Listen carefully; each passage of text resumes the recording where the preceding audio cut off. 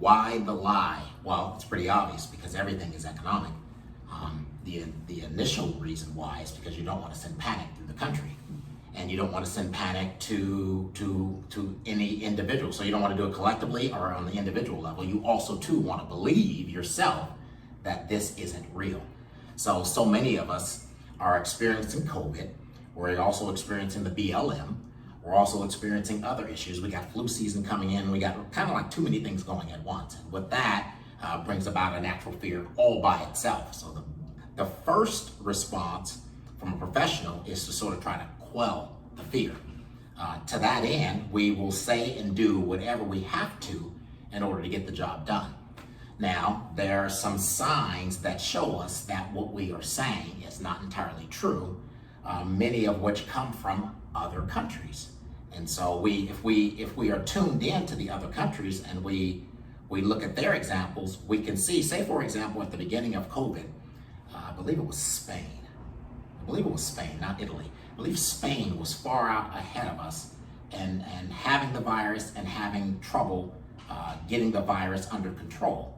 And then when it finally hit us, we had an example of what was to come, although we didn't pay attention, so we've already suffered the consequence, right?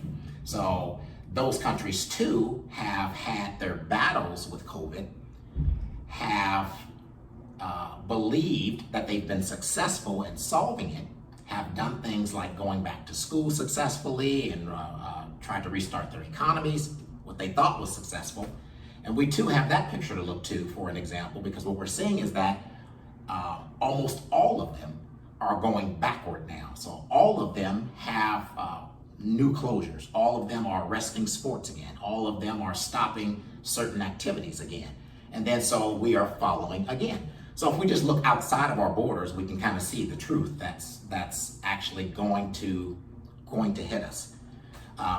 If we think of the other reason why the lie, it's economic.